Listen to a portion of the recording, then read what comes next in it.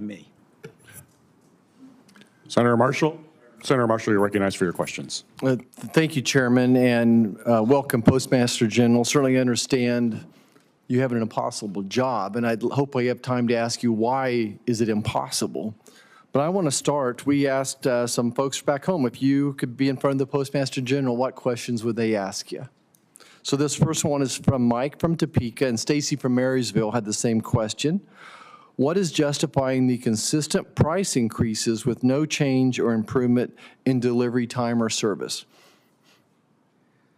Senator, we had a defective pricing model for 20 years. Mail volume cut in half, and we were not allowed to raise our prices to accommodate that. The basic division that would have told anybody that we needed to have a significant increase in price.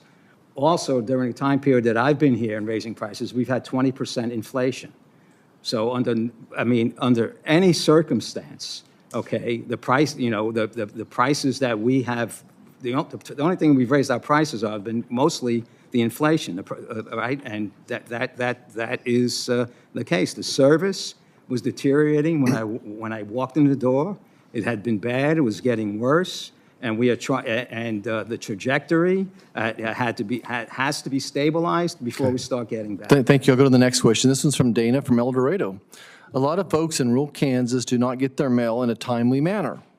First-class mail used to get anywhere in the United States in 2 to 3 days. What changed? The standard. The standard. It's 5 days now. The standard is 5. It's 2 to Why? 5, So why was the standard changed?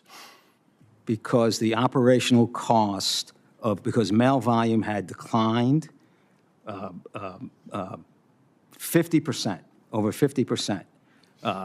We were flying. We spent $3.5 billion flying mail around the country to meet the 3-day standard when I got here, and we're running 50,000 trucks a day empty. Right? So I don't own planes. We canceled those contracts that were flying all the stuff. We put everything on truck. And that's our on a ground service, and that is our big initiative. Has that project been successful? Yes, we've taken $1.5 billion out of our transportation budget. We got service up to the 90s, in the 90s across the board until we started making these physical distribution changes, okay. which are painful. Okay, next, we sent a poll out to over 400,000 Kansans this week. Everybody was not a push poll, and over half of the Kansans said their mail delivery services are unreliable. So over half of Kansans said the mail delivery services are unreliable, and nearly 70% said they have personally experienced delays in the past year. How do you measure success? Certainly you're not going to call that success, I would assume. No, we have issues in Kansas. We have issues in Kansas. I'm aware of the service issues in Kansas. And we are working on the plant there is old. It's a 3-story building. There are other operational issues that we have in Kansas, and I am working a strategy specifically to enhance the service in Kansas. That is not a result of anything in the plan, right? It's a result of operational issues that we have in Kansas, and I recognize it's there, and we're going to fix it. So how would you measure success? In Kansas? I mean, I assume there's some metric that says the average number of days. Are you meeting the 5-day standard, I guess? How do you follow that? I still think when you look at Kansas, 50% of market-dominant mail and packages get to where they're supposed to be a day in advance of a standard.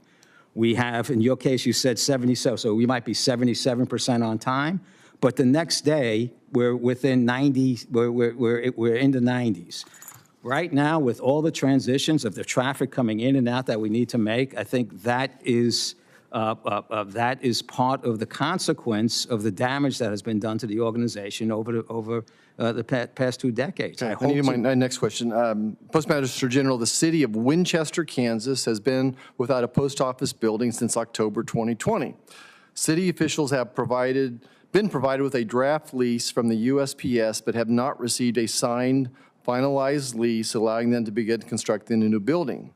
Can I get your commitment today that a finalized lease will be returned to the city of Winchester by the end of this year? By the end of this year? I can check. I know that's in process. I'll check out what the timing. We're What's a reasonable time then if it's not by the end of this year? sure. I will. Let me get back to you. I'll go check on that when we get back to the office. I am trying to accelerate all our leasing practices. It is a laborious. It's Winchester, Kansas. Okay. Yeah. I think you kind of alluded to this audit by the Inspector General in the Kansas City region. What's getting better there? Tell me just, what's improving? How are you measuring that? Can we expect improvement in 6 months, in 3 years?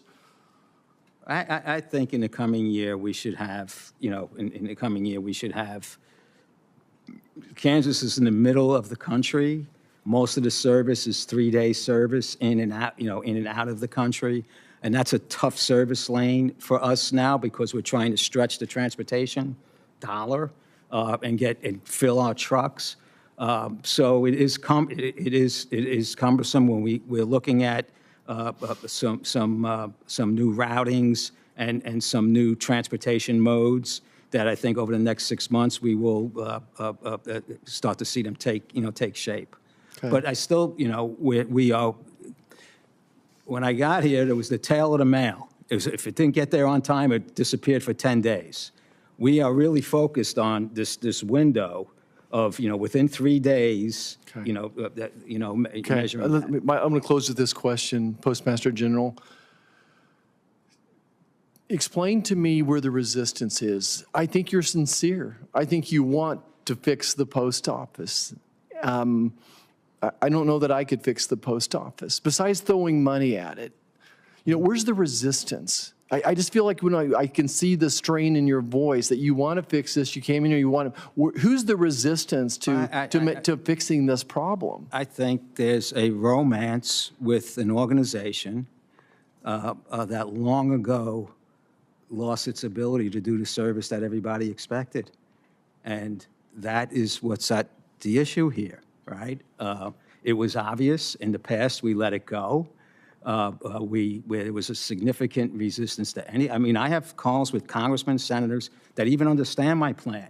They say, just not in my district, not here, not there, right? I have my own people, 640,000 people that need to learn how to operate like FedEx and UPS. That's the only way we survive. So that sounds like resistance to me. It's not resistance, it's. So FedEx can do it, but you guys can't. It would have been easier for me to build a new postal service than to transition this one, because we're also delivering 400 million pieces of mail and packages a day, right? 400 million. Pretty reliable if you say within 3 days, pretty reliable. If you tie all the other regiments that we have, right? We have a postal regulatory organization, a regulator that doesn't understand modern day logistics and productivity and aggregation, right? So we have a laborious process. We have significant unfunded mandates that are given upon us by this Congress, right? I can go on, sir. Thank you. Postmaster General DeJoy, thank you for being here.